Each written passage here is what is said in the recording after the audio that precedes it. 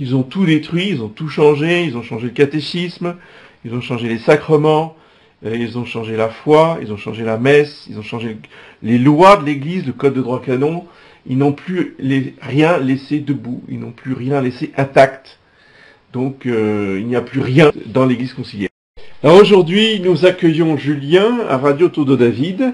Son témoignage a pour but de nous éclairer sur son expérience dans l'Église conciliaire, car il y fut un séminariste et engagé en pastoral pendant une quinzaine d'années, notamment auprès du catéchuménat et de la catéchèse des enfants.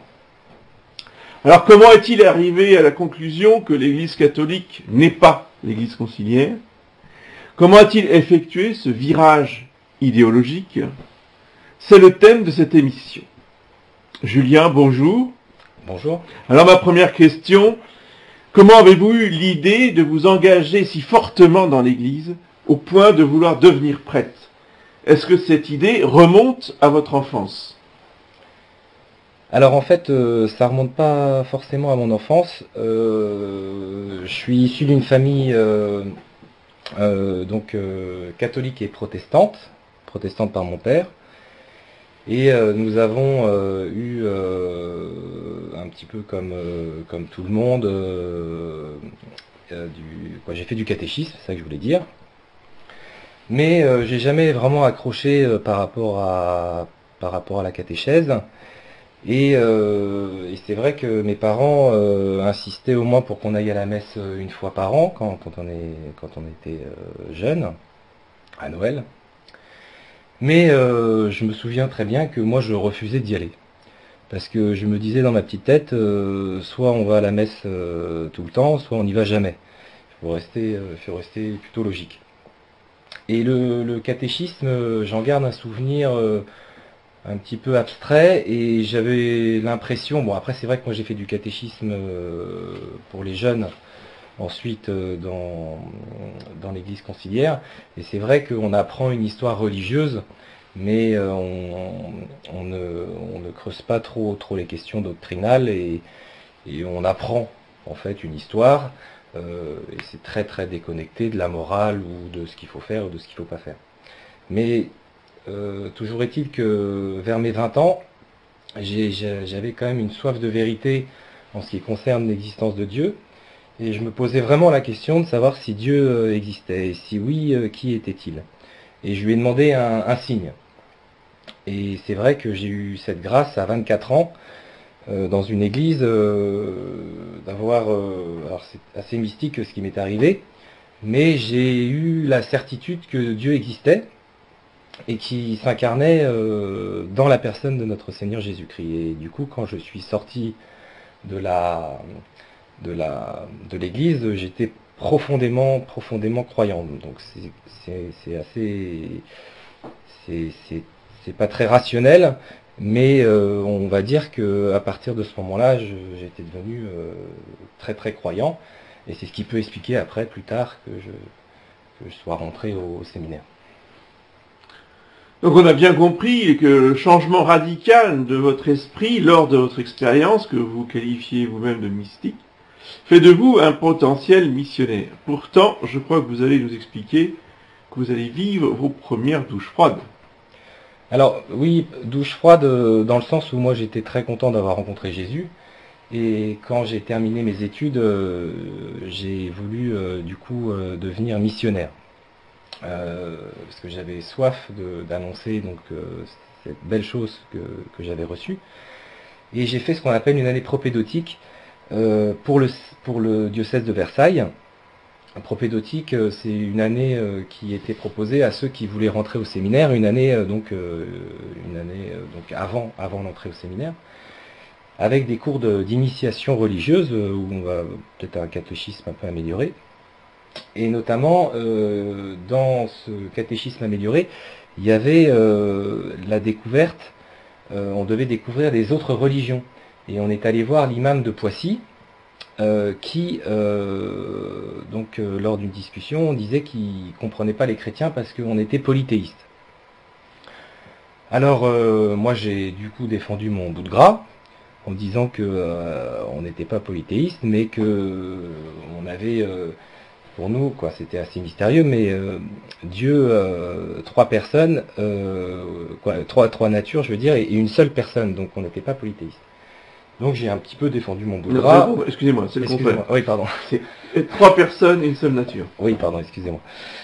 Et donc du coup, c'est vrai que ça a jeté un petit froid. La réunion s'est terminée et de retour donc à Poissy, parce qu'on était aussi à Poissy dans cette année-là de préparation. Oui. Je me souviens que je me suis fait quand même un petit peu enguirlander et le supérieur m'a demandé si pour moi le mot tolérance signifiait quelque chose. Donc c'est vrai que petit à petit, je me suis forcément un petit peu remis en question dans ma foi. Et puis il y a une deuxième chose aussi qui m'a semblé un petit peu bizarre, c'était les cours sur le judaïsme. Parce qu'on avait eu 2 leçons de cloche, notamment d'un prêtre qui avait écrit à l'époque, qui avait traduit la Bible, ça s'appelait la Bible des communautés chrétiennes. Et ce monsieur a eu affaire aux foudres des juifs parce que justement dans certaines notes, on pouvait comprendre entre guillemets que les juifs avaient raté le métro du christianisme et que du coup c'était dommage pour eux. Donc il était pas forcément pour le judaïsme. Et on a eu un autre professeur qui nous disait au contraire que les juifs étaient nos grands frères dans la foi et qu'on devait les, entre guillemets, les vénérer. Donc vous voyez, 2 sons de cloche qui font qu'on perd un petit peu foi justement sur l'idée que moi je m'étais... en tout cas, mon idée missionnaire, c'était d'annoncer notre Seigneur. Et de convertir les gens. Et de convertir les gens, voilà. Donc en réalité, je commence à ne plus rien comprendre sur ma foi, mais c'est une non-compréhension liée quand même à des interrogations. Mais je me dis, Julien, tu es en formation, donc il faut aussi accepter de te remettre en question. Oui, c'est bien. Oui, c'est une attitude normale, une attitude correcte de l'élève qui ne prétend pas en savoir plus que le maître. Oui, et puis qui essaye de comprendre, voilà. Donc, alors, expliquez-nous un peu quel était le contenu de vos cours séminaires. Alors oui, donc après l'année propédeutique, j'ai décidé du coup parce qu'on nous a posé la question, et je suis rentré donc à Issy-les-Moulineaux pour le diocèse de Versailles, avec l'intention de rentrer aux missions étrangères de Paris. Et donc on avait des cours de théologie, de philosophie, d'exégèse. Et en théologie, je me souviens, on avait des cours de théologie fondamentale sur le credo, avec un prêtre qu'on qualifiait un peu de tradi, parce que, vous savez, au séminaire, on disait que les prêtres étaient tradis. C'est juste une petite anecdote. Mais vous savez que chez les modernistes, ils peuvent choisir ce qu'ils appellent différentes prières eucharistiques. Oui, bien sûr. Donc, à la carte. C'est menu à la carte. C'est un peu menu à la carte. Alors, il y en a 4. Oui. Et puis après, vous avez aussi... Enfin, 4 de base. 4 de base. Après, on peut broder. Et après, on peut broder, messe des familles, messe tout ça, etc. Et donc, la prière eucharistique numéro 1 dure 2 fois plus longtemps que la prière eucharistique numéro 2. Et c'est vrai qu'elle est solennelle. Et puis, quand après, on découvre la messe, la vraie messe, on s'aperçoit qu'en fait, elle est assez proche de la prière eucharistique numéro 1. Et donc, pour nous... un prêtre qui choisit toujours la prière eucharistique numéro 1, voilà, il met du zèle, on va dire. Donc nous, un réac. C'est un peu un réac, et quand on allait, bien sûr, on avait la messe tous les jours, et les prêtres se succédaient, et on était toujours, on se demandait, mais le prêtre, il va choisir quelle prière eucharistique, parce que, bon, c'est pas que on s'embêtait, mais... fallait passer le temps. Voilà, exactement. Donc ce fameux prof de séminaire qui, malheureusement, pour lui, a défroqué en plus. J'ai appris ça il y a quelques années, même pas il y a quelques années, il y a 2 ans, était considéré vraiment comme un tradi, avec son col romain, son beau col romain, et ça, parce qu'il y a aussi des histoires avec le col romain. Donc, clergyman, oui, c'était vraiment le clergyman strict, habillé tout en noir. Bon. Et donc ce monsieur nous a dispensé des cours sur le credo. Oui. Donc pas non plus, on n'est pas rentré très loin dans la théologie.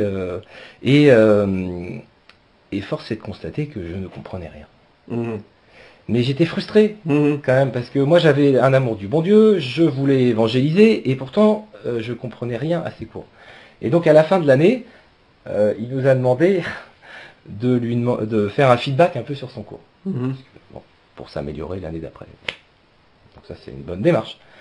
Et donc je l'ai un peu incendié. J'ai dit voilà, je suis désolé, au bout d'un an j'ai vraiment rien compris, et pourtant j'ai fait des efforts pour essayer de comprendre. J'avais même organisé des cours en dehors des cours pour essayer de comprendre. Et bien sûr le questionnaire devait être anonyme, et moi j'avais quand même signé parce que je m'étais dit que je voulais quand même avoir un échange. Il se passait rien, et je suis allé un jour toquer à sa porte pour qu'on en parle. Et il m'a dit oui, c'est peut-être parce que j'ai une mauvaise manière d'expliquer les choses, etc. Je suis désolé que t'aies rien compris. Bon, en tout cas, il n'y a pas eu de vrai échange, mais ça vient un petit peu illustrer ce que je disais, c'est que j'étais frustré pour un Dieu que j'avais reçu de manière très forte, de comprendre en fait qu'on pouvait pas vraiment comprendre qui était Dieu. Et donc Et ce cours de théologie, vous l'avez eu quand? Au début de votre séminaire ou au milieu Vous avez commencé les premières années avec de la théologie? Oui, en fait, avec la réforme, c'est plus année de philo, année de Oui. théologie.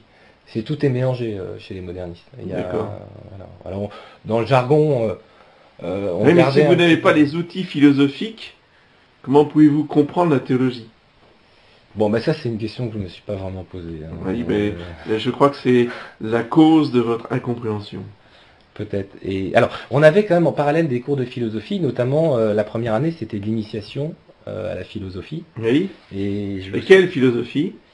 c'est alors Il y a philosophie et philosophie. Hein. oui. On a commencé, je me souviens, avec des beaux dessins de la caverne de Platon. Et puis on a étudié les philosophes modernes, Kant, Hegel. Vous êtes passé de Platon à Hegel, quoi. Oui. En faisant un petit crochet quand même par Kant. Voilà. Mais Saint Thomas, Aristote, tout ça, rien. Alors Aristote, si, parce que ça faisait partie, ils appelaient ça la philosophie aristotélicienne, même si j'ai jamais rien compris.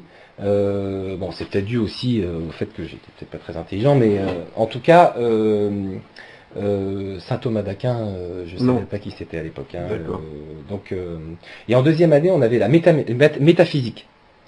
Alors autant dire que la métaphysique, je n'ai rien compris aussi, et notre professeur, qui était aussi un de mes directeurs spirituels, était blondelien, ou de Blondel. Blondel, oui. Blondel. Et j'ai su après que Blondel avait été excommunié, ou bien on avait mis ses livres à l'index. Oui. Je crois que c'est un moderniste. C'est un moderniste, voilà.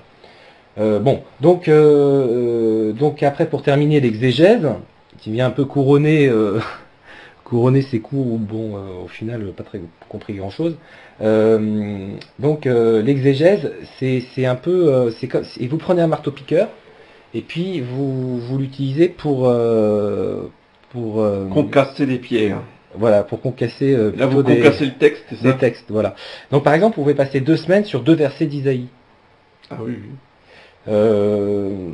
Avec, je me souviens aussi des anecdotes rigolotes où en référence de livres, on avait par exemple à lire des livres de 1000 pages sur 2-3 versets d'Isaïe.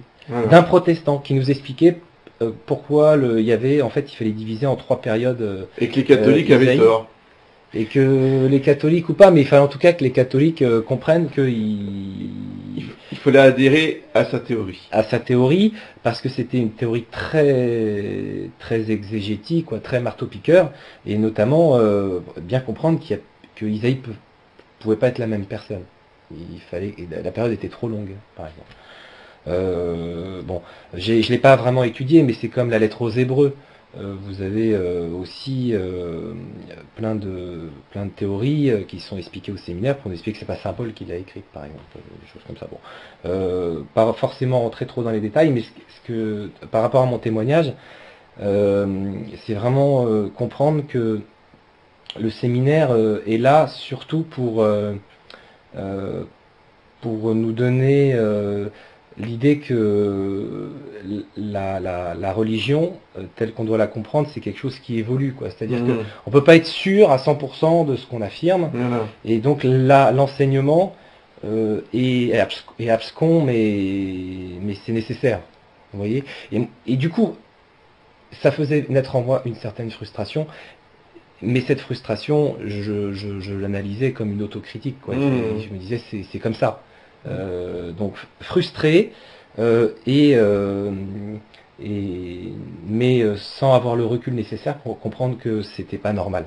Vous voyez, c'est comme alors comme j'étais aussi en discernement missions étrangères de Paris, j'avais des cours, beaucoup de cours de religion, surtout sur le bouddhisme, l'hindouisme, l'islam. Et l'idée, c'était comment comprendre ces religions porteuses de vérité. Il n'y avait aucune critique. Voilà. Ça aussi, c'est Vatican II. Chaque religion porte en elle des étincelles de la vérité. C'est un petit peu ça.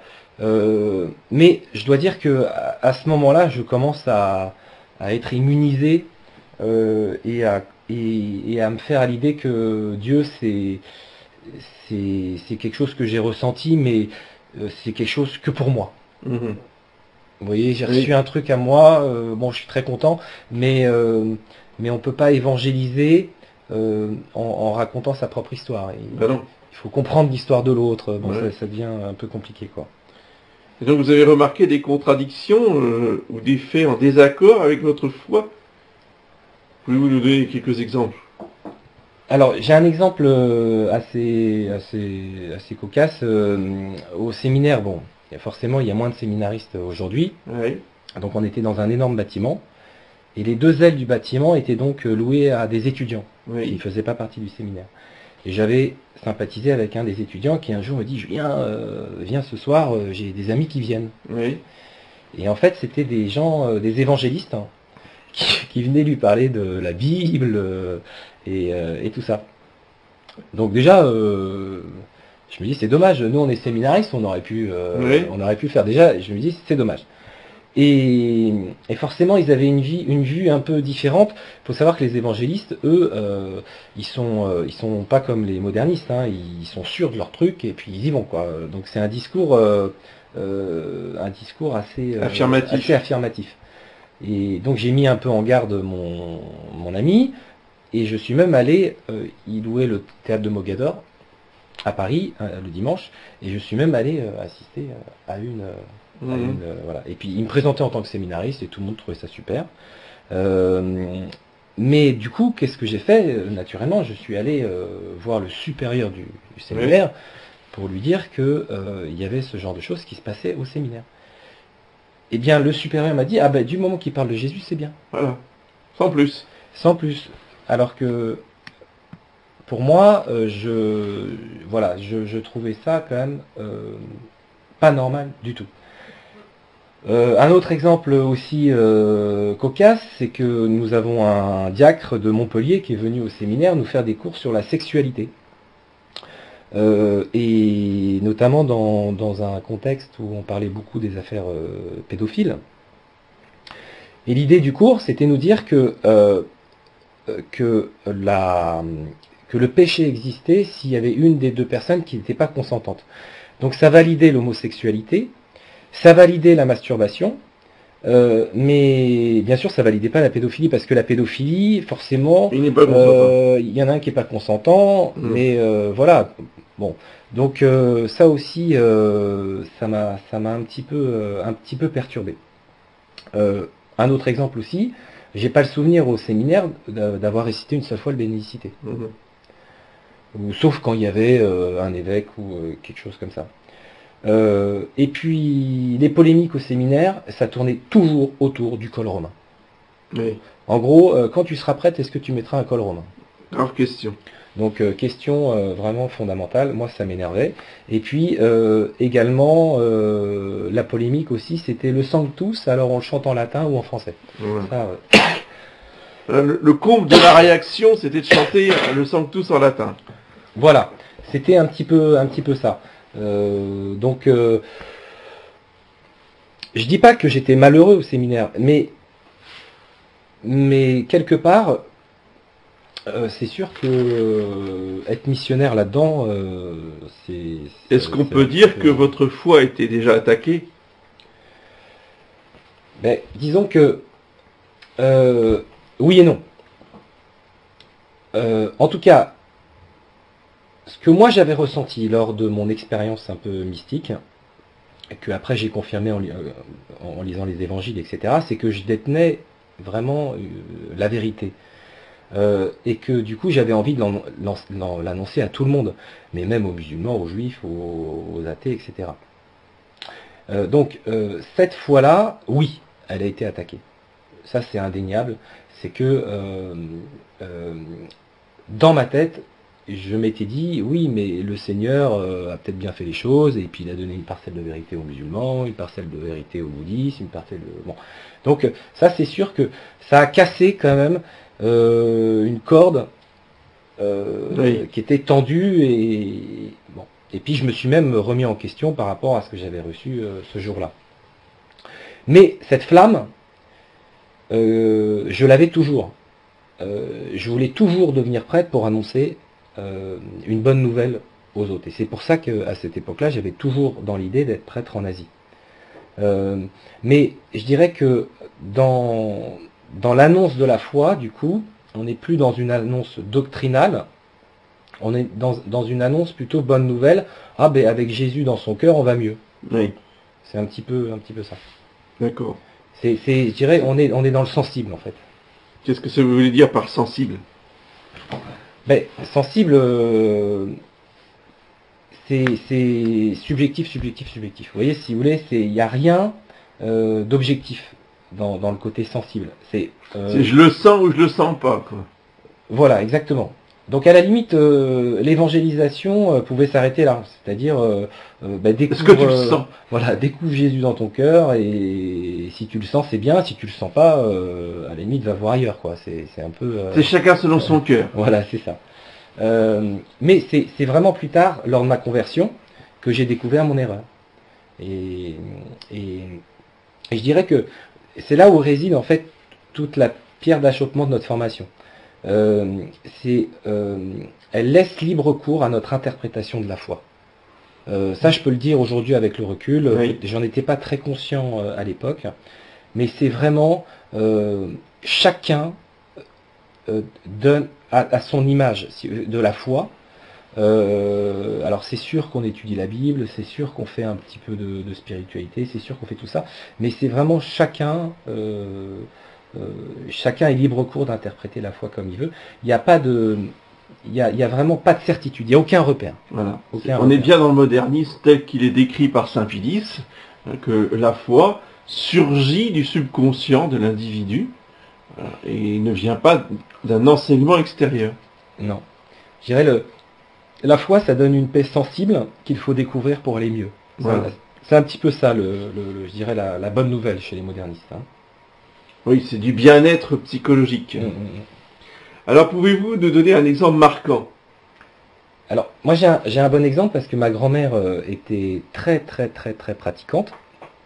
Elle s'est même réjouie du fait que je rentre au séminaire. Et je terminais ma première année de séminaire. Et un jour, elle m'appelle. Elle commençait à aller pas très bien. Elle avait des opérations prévues. Je pense qu'elle pouvait penser qu'elle pouvait mourir à ce moment-là. Donc elle était forcément à se poser des questions par rapport à la mort. Oui. Et elle m'a posé la question suivante. Est-ce que, Julien, tu penses que la vie éternelle existe? Ça, c'est une question. Ça, c'est quand même une question. Et voilà la réponse que je lui ai dite à l'époque, mais qui est une réponse qui traduit bien le modernisme. Je lui ai dit, mais mamie, si vous êtes consciente que Dieu nous aime, Donc, s'il nous aime, ben, il va vouloir nous garder après la mort. Il ne faut pas vous inquiéter, mamie.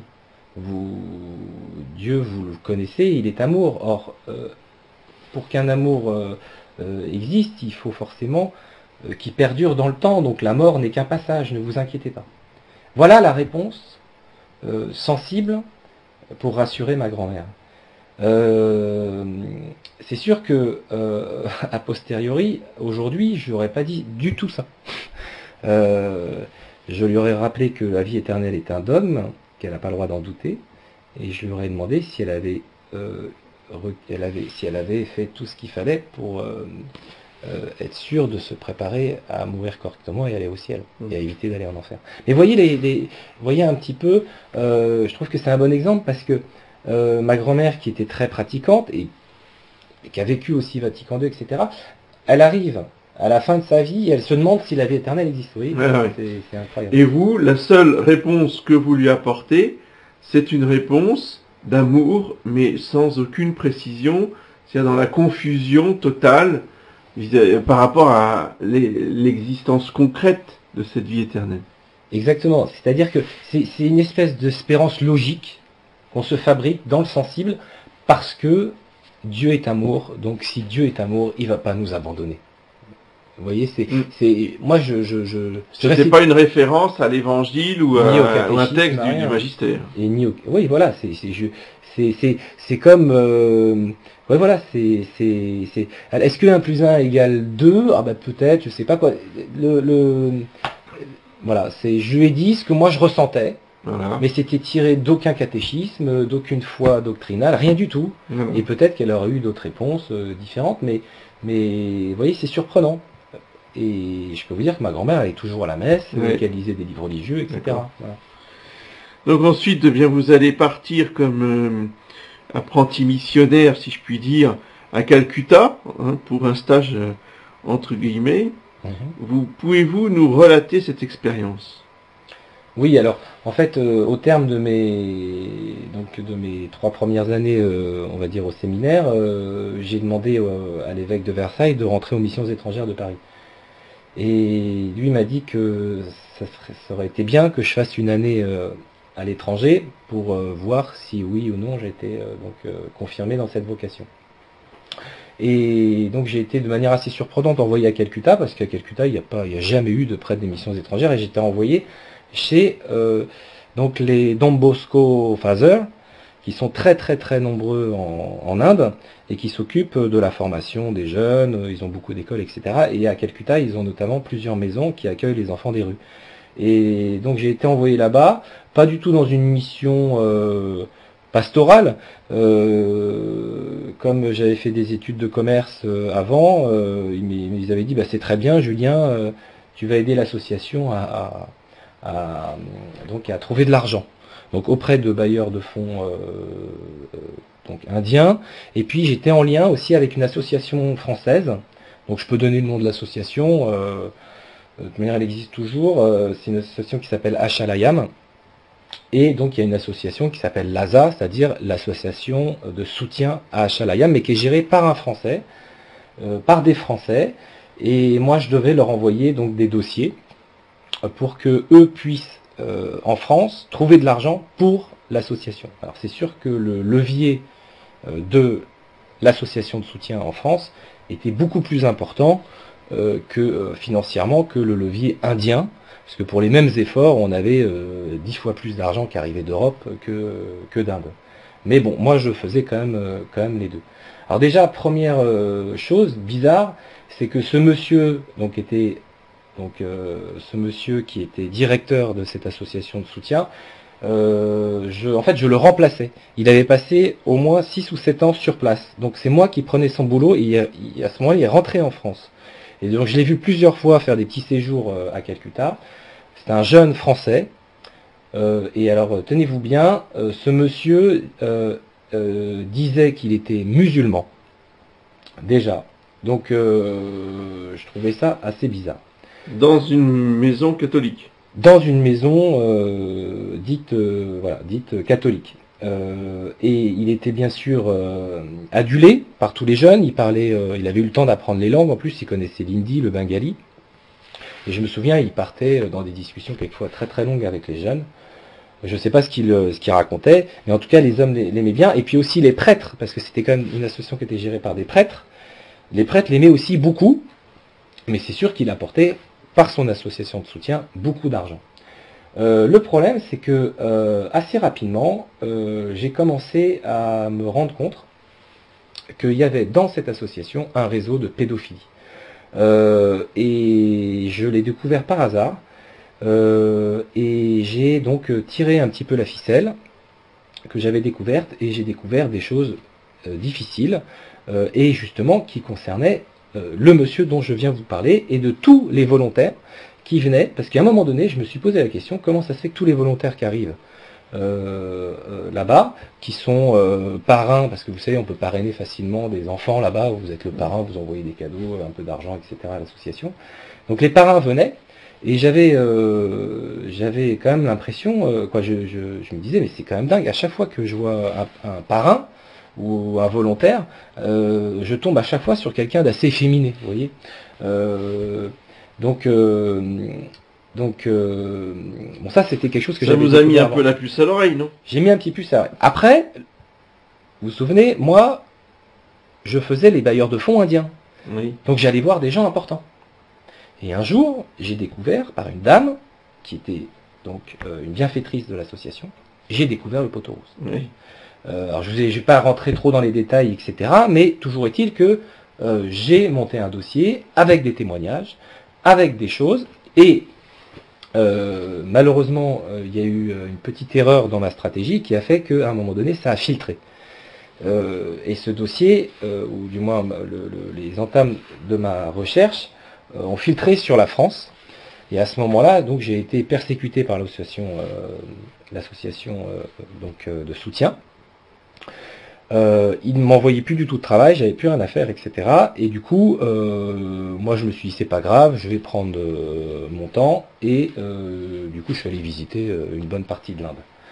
En tout cas, je ne pouvais plus travailler sur place.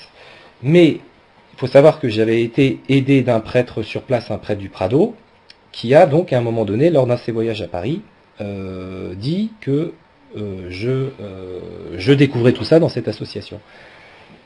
Et c'est la raison pour laquelle mes supérieurs m'ont demandé, je me souviens très bien du coup de téléphone, ils m'ont dit « Julien, le prochain avion sur Paris, t'es dedans ».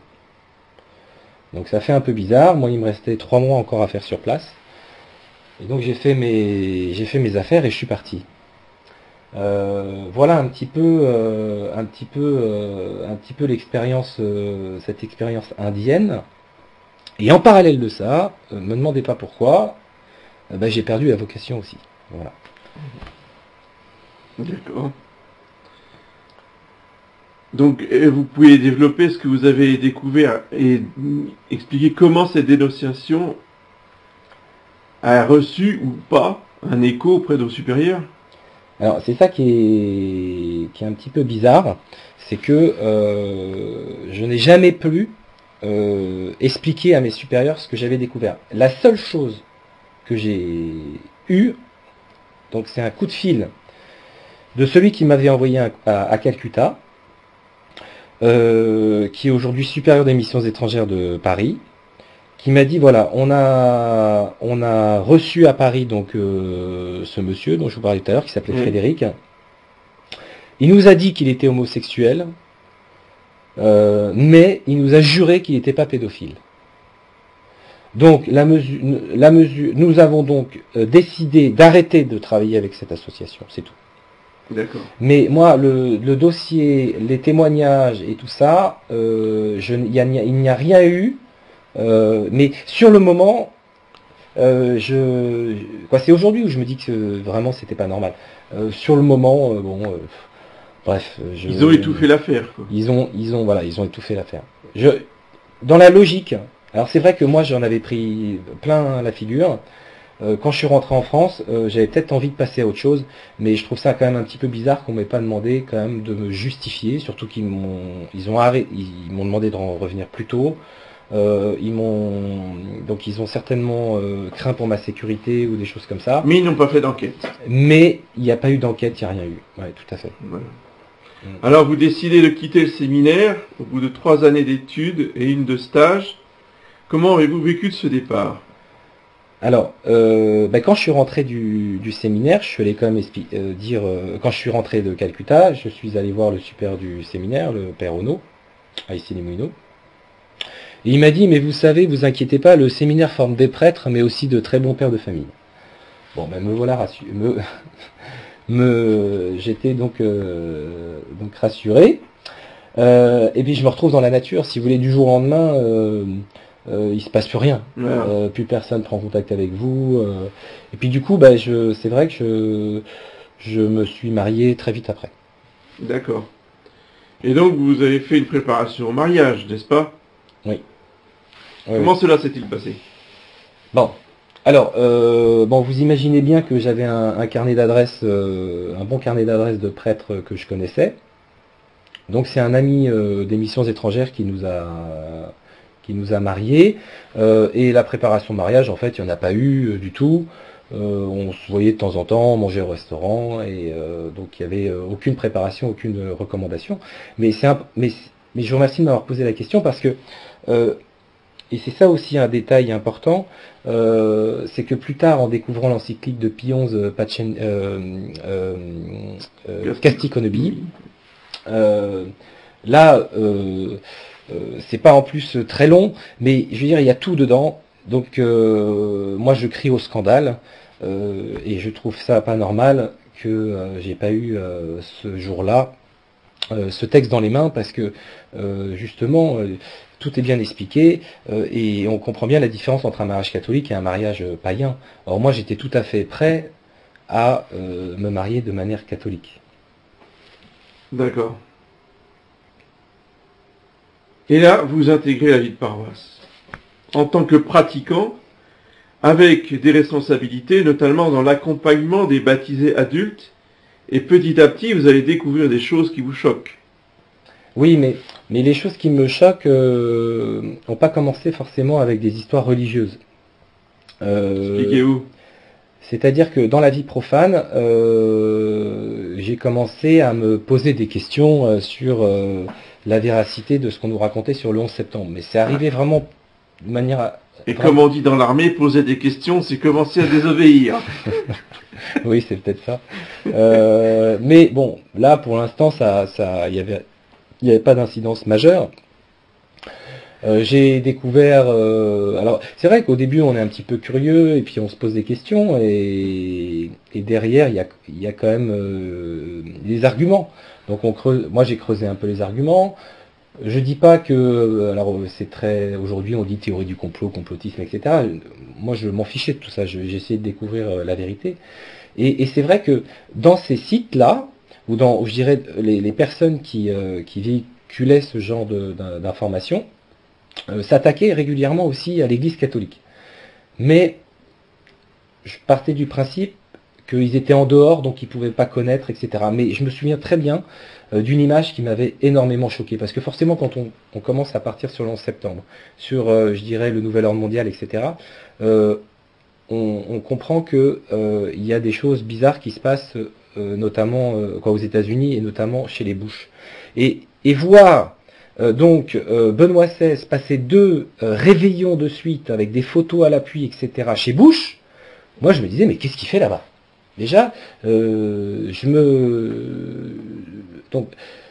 puis aussi, je dois avouer que par rapport à ce que je découvrais, qui me semblait assez normal, je me demandais pourquoi les prêtres n'en parlent pas, pourquoi les catholiques n'en parlent pas aussi, et pourquoi moi, quand j'en parle à certains catholiques, ils me prennent pour un fou.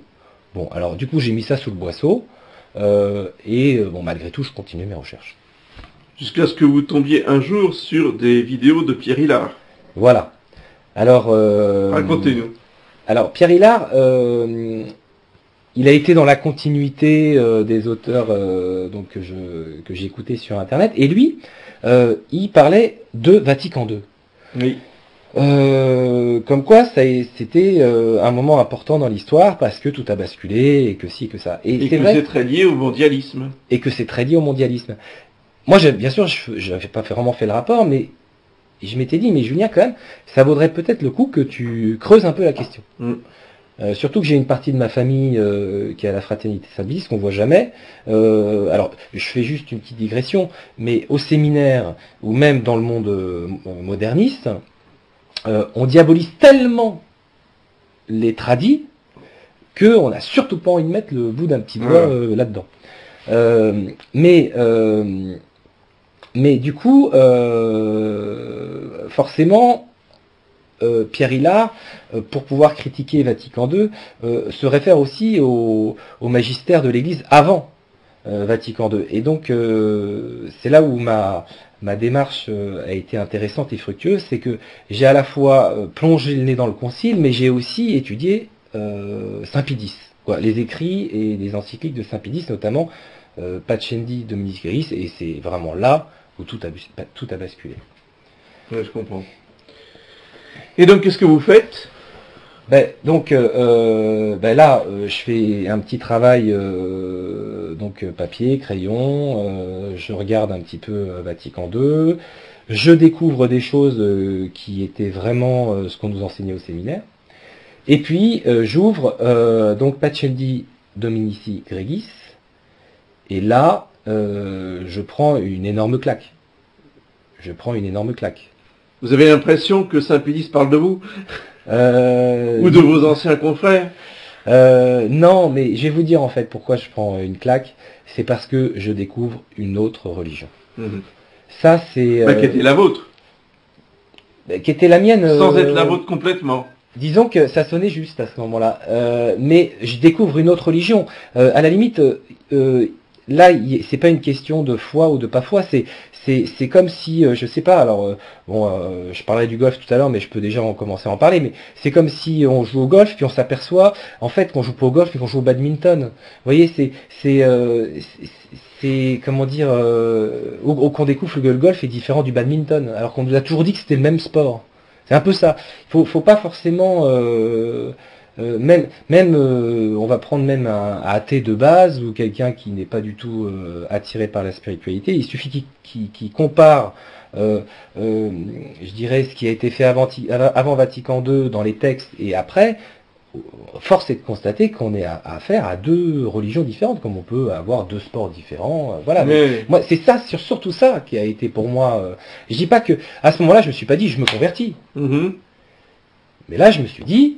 Il y a un problème. Il y a un problème et il va falloir que je creuse la question. D'accord. Parce que sinon, là, ça va pas. Mais c'est... Voilà. Et je vais vous dire comment je découvre une autre religion. C'est parce que je découvre des concepts nouveaux. C'est-à-dire ? Bon. Par exemple, la notion du salut de l'âme. Qu'est-ce que c'est que le salut de l'âme ?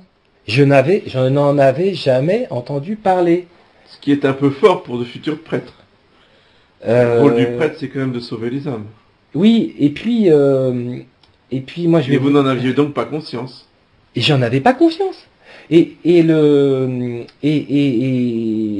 Alors justement, c'est là où je voulais donner mon exemple de golf.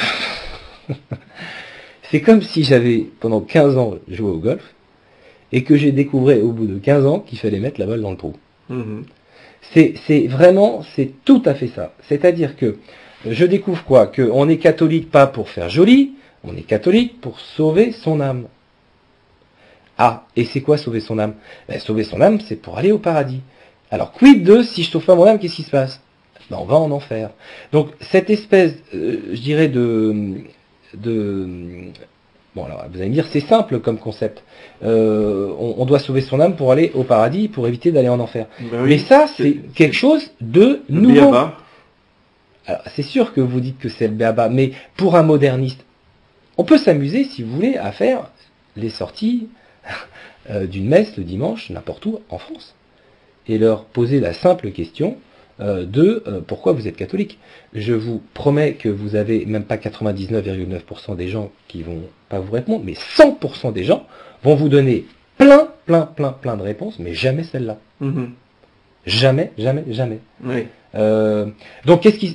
Donc moi, qu'est-ce que je me dis ? Oh là là, il faut que je parle avec un prêtre tradit. Ça, c'est... il faut au moins que je creuse la question. C'est la priorité. Donc bon, sur Internet, je trouve des coordonnées, mais... Oui, donc c'est intéressant de voir que vous aussi, vous avez un converti supplémentaire qui nous trouve par Internet. Ah oui, oui. Parce que c'est le seul moyen que les gens de l'Église conciliaire ont pour nous atteindre, en fait. Oui, tout à fait. Donc, je cherche Internet des coordonnées. Donc, forcément, je tombe sur la Fraternité Saint-Pédis. Et par hasard, je découvre la théorie CD vacantiste, que je ne connaissais pas du tout. Je prends le temps un peu de découvrir les arguments, etc. Et là, je ne sais pas pourquoi, ça me semble plus logique, et du coup, je cherche un prêtre CD vacantiste. Tout de suite, droit au but. Droit au but. Et grâce à Dieu, j'arrive à trouver quelqu'un sur Paris, et donc, voilà, je le rencontre. C'est bien, et alors, qu'est-ce qu'il vous dit, ce prêtre? Quelle a été sa réaction par rapport à votre témoignage? Alors, moi je vais vous dire, c'est vraiment en rencontrant ce prêtre que je me suis converti. Parce qu'il m'a donc convaincu. Et tout d'un coup, les choses se sont éclairées. Comment vous a-t-il convaincu? Par de longs arguments, des discussions, ou au contraire une phrase choc Alors il me disait tout le temps, je ne sais pas si ça va bien répondre à votre question, il me disait tout le temps, vous avez été au séminaire et vous ne savez pas ça. Oui, effectivement. Vous avez été au séminaire et vous ne savez pas ça. Je ne savais pas ce que c'était qu'une âme. Je ne savais pas ce que c'était la différence entre un péché mortel et un péché véniel.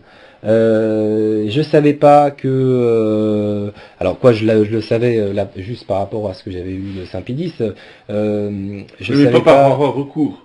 Non, mais je ne savais pas même que l'enfer existait, par exemple. Des choses comme ça. Donc... et là, vous avez été au séminaire, vous savez pas ça. Donc c'est vrai que en fait, il fallait recommencer tout le catéchisme. Oui. Mais là, donc, ça prouve bien que c'était notre religion. C'est ça. Ouais. Et ça vous remet bien en question, là. Oui. Donc là, c'est clair, ça me remet en question.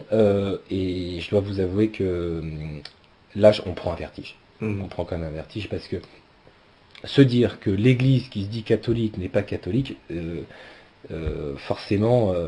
Là, on va quand même très loin dans le complot, dans le mensonge. Hein. Il y a un grand moment de solitude. Là, il y a un moment de solitude. Mais c'est ça qui est assez extraordinaire, c'est que le soulagement vient très vite. Donc le soulagement, il vient pourquoi? Parce que je dois vous avouer, et je ne sais pas si c'était providentiel, mais je n'en pouvais plus de cette église. Je n'en pouvais plus. Et donc enfin, je comprenais pourquoi je m'y sentais si mal. On vous a apporté les raisons. Voilà, les raisons. Et moi, je vais vous dire, il y a quand même, dans ma vie de pratiquant moderniste, il y a deux moments où je me suis rebellé. Le premier, c'est quand un de mes amis du séminaire, homosexuel, c'était connu ou pas? Elle s'est fait virer pour homosexualité. Ah, quand même. Moi, j'avais pas à le juger, mais je trouvais ça normal. Qu'il se fasse virer. Qu'il se fasse virer. Et ce monsieur, je l'ai rencontré après, il a tout abandonné de la foi catholique. Oui. Donc il a très très mal pris. Donc j'ai essayé même mettre un peu d'eau dans son vin, etc. Eh bien, qu'est-ce qui se passe aujourd'hui, les prêtres? Parce que un de ses amis, donc était aussi en cours avec moi au séminaire, est le bras droit de Monseigneur Dubost à Évry. Oui. Et il a convaincu Dubost de le prendre au séminaire. Donc il a rappelé Patrick en lui disant mais allez Monseigneur, prenez-le, etc. Donc là, il a recommencé, donc il a fait juste 2 petites années au séminaire de Paris. Et aujourd'hui il est prêtre. Moi j'ai pas digéré. Parce que moi j'avais quand même et c'est ce que je disais à Patrick à l'époque, et c'était plutôt mon argument, aujourd'hui j'en ai d'autres bien sûr, mais mon argument à l'époque c'est, on n'a pas besoin d'être prêtre pour être heureux. Et là, il suffit d'être catholique déjà. Mais donc pour moi j'ai essayé de lui faire relativiser. Aujourd'hui il est prêtre. Donc je peux vous dire que pendant plusieurs mois, prêtre chez les conciliaires, pendant plusieurs mois, c'est simple, vous m'auriez vu à la messe, je faisais pas de signe de croix, rien, je restais assis sur ma chaise, je communiais pas. Puis bon, après c'est passé. Donc ça a été mon premier acte de rébellion. Et le deuxième, il a eu lieu juste avant ma conversion. Mais je ne pouvais pas imaginer que j'allais me convertir. C'est quand j'ai avoué au prêtre, prêtre de ma paroisse, je lui ai vraiment dit que je n'en pouvais plus. Que c'était vraiment parce que si vous voulez, et pourquoi j'en pouvais plus? Parce qu'il y a, en fait, la messe moderniste, c'est une messe désincarnée. Désincarnée. C'est comme si on passait une heure tous les dimanches à regarder une vitrine d'un grand magasin. Ouais, c'est ça. Bon, il y a rien. C'est un spectacle. C'est un spectacle, exactement. Et je comprends maintenant pourquoi il y a beaucoup de catholiques qui finissent à plus aller à la messe du tout, parce que c'est un spectacle. Donc à un moment donné, à force de voir toujours le même spectacle, on comprend bien, vous allez voir toujours la même pièce de théâtre, ça bien 5 fois, et après ça vous barre. Alors de temps en temps, il y a un acteur qui est tellement super, hop, ça redonne un peu de piment. Voilà. Et ben voilà, c'est un peu ça. C'est-à-dire que les gens n'hésitent pas à changer de paroisse pour aller voir le prêtre qui est super, qui fait son show, quoi. Ouais, qui fait son show. Voilà. Donc il était temps que je parte. Et donc, qu'est-ce que vous avez découvert dans l'Église catholique grâce à ce prêtre que vous avez été voir? Alors, en résumé, moi je peux vous dire, et je vais être très clair là-dessus, ça sert à rien de parler pendant 3 heures, j'ai découvert de la clarté et de la simplicité. En gros, j'ai découvert que 1 plus 1, c'est égal à 2. Que 2 plus 2, c'est égal à 4. Mais en gros, dans le même exemple, chez les modernistes, c'est 1 plus 1, mais chacun donne le chiffre qu'il veut. Le chiffre qu'il veut, oui. Après, c'est comme Alena.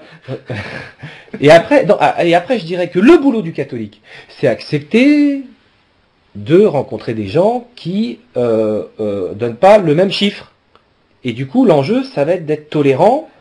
L'impression que j'ai, c'est d'avoir été abusé, trompé. Ça, c'est clair. Et je comprends tout à fait pourquoi Saint Pie X disait que le modernisme est l'égout collecteur de toutes les hérésies. En fait, pour moi, Vatican II est pour moi le chef-d'œuvre de Satan. Pourquoi ? Parce que c'est trahison, mensonge. En fait, tout est inversé. Oui. Tout est inversé. Sous les apparences du dogme. Exactement. Puisque, je rappelle, pour mémoire, que les documents de Vatican II sont des constitutions dogmatiques. C'est marqué en toutes lettres au début du document, c'est constitution dogmatique. Ouais. Qui n'a rien de dogmatique. Oui, tout à fait. Voilà, ben voilà, c'est encore de la trahison, du mensonge. Et donc vous avez éventuellement un message à adresser aux conciliaires qui nous écoutent. Alors, je vais être direct. Quittez-la. Oui, c'est un peu ça. Non, mais je veux leur dire qu'ils appartiennent à la pire religion de tous les temps. Car ils usurpent le doux nom de catholique et nos églises. Mais je dirais que est-ce que c'est mieux, est-ce que c'est pire? Quoi, je sais pas, mais le pire, c'est que 99,9% d'entre eux ne s'en rendent pas compte. Donc c'est là où on peut dire que Satan a vraiment réussi son coup. Donc moi j'aimerais leur dire, réveillez-vous, réveillez-vous. Réveillez-vous quand vous voyez là le soi-disant pape actuel qui fait des prières avec les musulmans ou d'autres. Quoi. Mais bon, j'ai envie de dire non, je crois que en fait le modernisme, ça immunise l'esprit critique. Donc je sais pas trop quoi. En tout cas, lisez Saint Pie X et posez-vous des questions. Est-ce que vous avez lu le livre de Jean-Pierre Dickès sur son une expérience à Issy-les-Moulineaux? Non. Non. Ça c'est... Parce qu'il a été séminariste, lui, dans les années 60, juste au moment de la Révolution, là, 68. Là. Mhm. Et donc, ce qu'il raconte est tout à fait édifiant aussi, puisqu'il a vécu, je dirais, en première ligne, la destruction du séminaire. Quoi. Et pour illustrer ce que je viens de dire, et ça j'espère que les modernistes, bon je sais pas si les modernistes peuvent comprendre, mais en tout cas il y a eu un super exemple avec Zemmour, là tout récemment, c'était une de ses dernières interviews. Éric Zemmour, le journaliste. Éric Zemmour, donc il rencontrait, justement, on a parlé de cet évêque tout à l'heure, l'évêque d'Évry, Monseigneur Dubost, et un musulman. Et à la Zemmour, il s'est emporté à un moment donné, et il a dit, mais arrêtez de nous faire croire que vous pouvez dialoguer entre vous, alors que l'essence même de votre religion est différente. Alors écoutez bien, il disait, donc l'un, en parlant du musulman, croit qu'il faut se soumettre à Dieu, et l'autre, l'évêque, croit que Dieu s'adapte aux hommes. Vous voyez, c'est ça le triste constat. C'est très bien constat. vu. C'est ça exactement ça. Le triste constat. Et en gros, du coup, on demande aux musulmans aujourd'hui de faire un effort pour qu'ils puissent créer une espèce de Vatican II aussi chez eux. Parce que se soumettre à Dieu, quelle horreur. Et je peux vous dire que ça, c'est vraiment dans la tête de tous les modernistes de France et de Navarre, c'est que Dieu, il est hors de question de s'y soumettre. Et de toute manière, la question ne se pose pas. Et alors donc, comment pourriez-vous définir en quelques mots la foi moderniste? Dieu est en toi. Trouve-le et tu seras plus heureux. Ou bien, Dieu au service des hommes pour la grande fraternité du monde.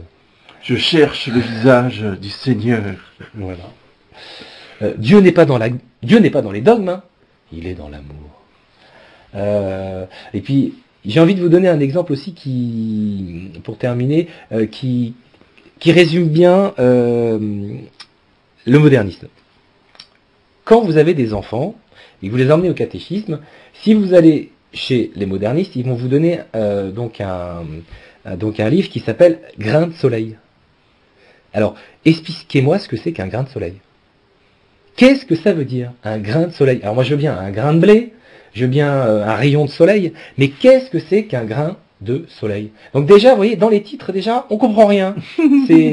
Alors que ça n'existe pas. Ça n'existe pas. C'est très beau, ça sonne bien, mais ça veut rien dire. C'est rien. C'est rien. Eh bien, l'Église conciliaire, c'est ça, c'est rien. C'est rien. Alors qu'avant, comment ce même livre s'appelait la miche de pain. On sait ce que c'est qu'une miche de pain.